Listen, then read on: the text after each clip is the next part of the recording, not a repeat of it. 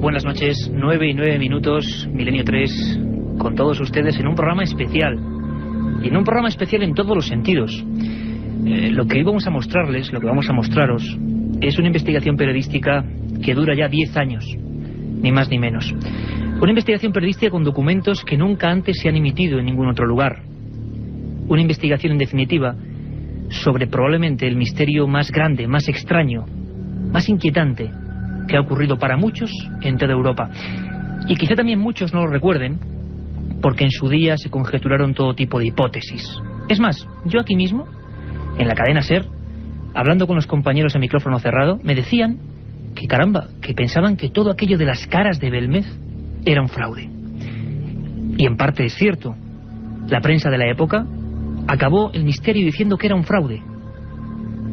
Pero realmente la investigación que vamos a mostrar, punto por punto, dato a dato, documento a documento, muestra a las claras que hubo una increíble operación de acoso y derribo a este misterio. Este misterio que hoy, esta noche, mientras ustedes nos escuchan y nosotros hablamos, sigue allí, en una casa de Jaén, en la Sierra Mágina, que quizá no en vano la llamaron antiguamente Sierra Mágica, una zona humilde de una provincia acostumbrada a ganarse el pan con el sudor de su frente.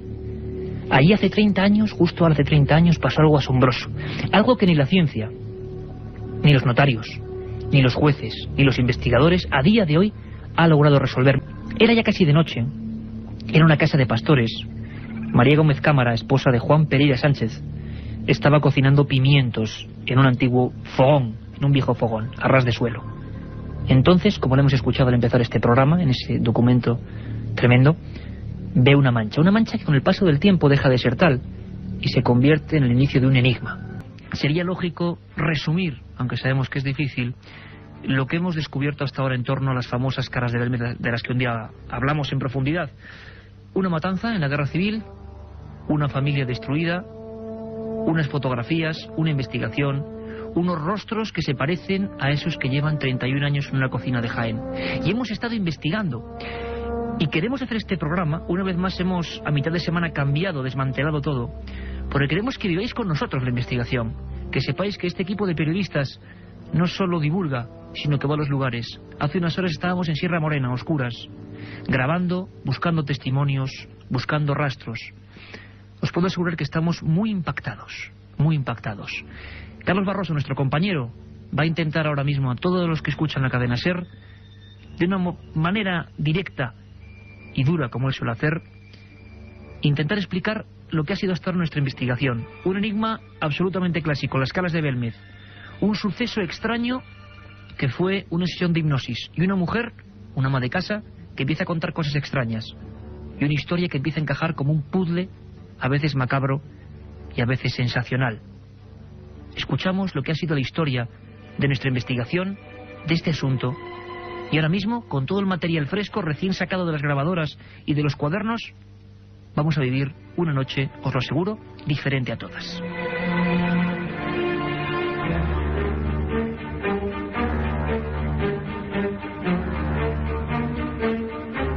El 7 de febrero, una mujer, Ana Castillo, era sometida a una experiencia de hipnosis dirigida por Ricard Bru en la Casa de las Caras de Belmez.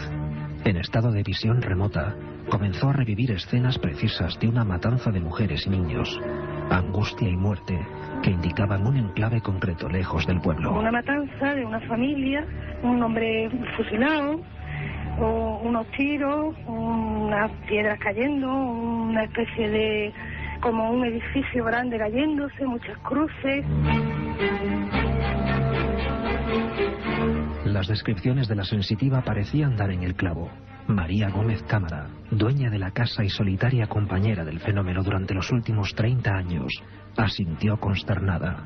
Ese episodio histórico era real, pero nadie lo conocía.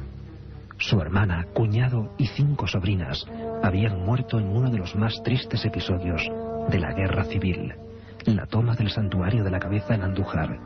Su recuerdo era constante, y así se lo confirmaba horas después a nuestro corresponsal Luis Mariano. En la guerra mataron a mi familia en la Virgen de la Cabeza.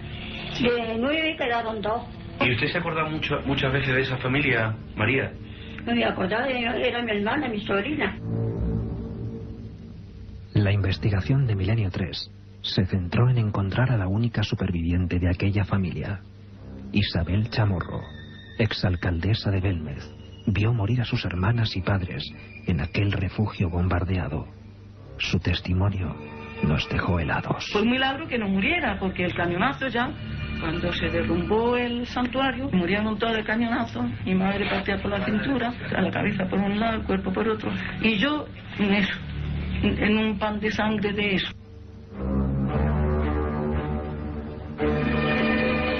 Las primeras comparativas de las caras de Belmez con las efigies de la familia eran sencillamente sobrecogedoras. Milenio 3 encargó un extenso informe elaborado con medios de la policía científica, cuyas conclusiones serán hoy reveladas, y recopiló información entre los más prestigiosos historiadores de la región a la búsqueda de respuestas. Todos los indicios nos llevan hasta un lugar para proseguir esta investigación, a un recinto solitario, en el punto más alto de Sierra Morena, donde el drama aún parece flotar en el ambiente, el cementerio de las tumbas sin nombre. Una historia de la que hemos intentado buscar los supervivientes, la voz viva del recuerdo. 1937, mes de abril, hacía ya 246 días que más de 1.200 personas aguantaban, proclives al bando nacional, el asedio del bando republicano que se había alzado en Jaén. Curiosamente, hubo un sinfín de muertos. Lógicamente, muchos de ellos, errores, fueron civiles. No hubo otra familia más masacrada que la familia Chamorro. 7 niñas y sus padres prácticamente calcinados en aquel lugar. Lo más extraño, lo que Milenio 3 ha ido descubriendo, es que el golpeo fue especial, brutal. ¿Cómo nos quedamos cuando vemos en ese informe, del que vamos a dar algunos datos, que las comparativas ya no subjetivas nuestras de lo que nos puede parecer o no, sino la fría computerización nos muestra que hay algo más que casualidad en esos rostros? En esas 5 niñas hubo 2 supervivientes y sus padres. La madre era la hermana de María Gómez Cámara, dueña de la Casa de las Caras. Hemos buscado datos, hemos rastreado las montañas y hemos encontrado el testimonio de Antonio García. Tenía 9 años y conocía a la familia Chamorro. ¿Cómo no iba a conocer si estaba allí en ese asedio y era consciente? A esa familia con 7 niñas. Murieron en un lugar tétrico del que acabamos de regresar, la Casa Colomera, tan solo el esqueleto de un edificio, unas piedras. Allí cayó un obús y mató a la familia entera. Lo recordaba así Antonio García, superviviente del asedio al Cerro de la Cabeza.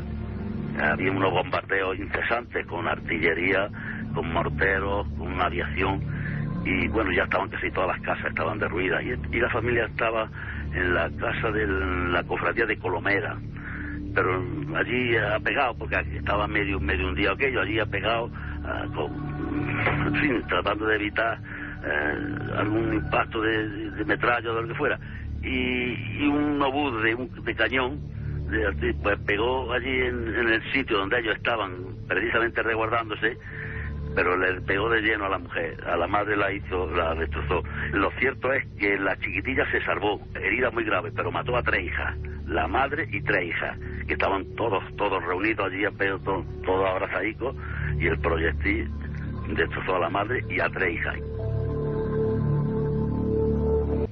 Esto lo grabamos hace 7 años. Ella estaba asustada.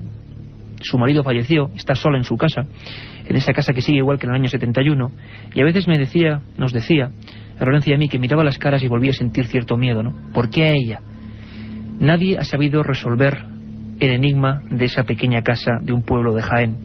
A fin de cuentas, nadie sabe si cuando María desaparezca, y le deseamos larguísima vida, las caras irán con ella. No sabemos nada, y aunque ocurra eso, aunque pase eso, la gente pensará que evidentemente unos que era un fenómeno paranormal, que se fue con la dueña, con el personaje extraño que motivaba todo eso, y otros pensarán que evidentemente era un fraude. Pero el fraude, de ser así, lo hemos demostrado hoy, a nivel científico, a nivel notarial, a nivel judicial, no existe. María Gómez Cámara decía: ¿por qué Dios me ha mandado a mí esto? Nos lo decía de esta forma. El que viene de la calle es impresionante, porque No me habían sido, otros dirán no. Pero aquí en esa, que está con ella, está viviendo aquí con ella, y está viendo que salen una y que se van y que vienen otra, y yo me pregunto, Dios mío, ¿por qué será esto? ¿Por qué habrá venido aquí a mi casa? ¿Qué habré hecho yo para Dios mandarme a mí esas cosas aquí?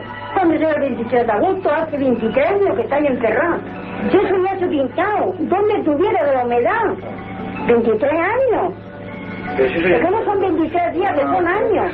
Me encierro allí, con lo que hay allá abajo, sin saber lo que es y lo que no es.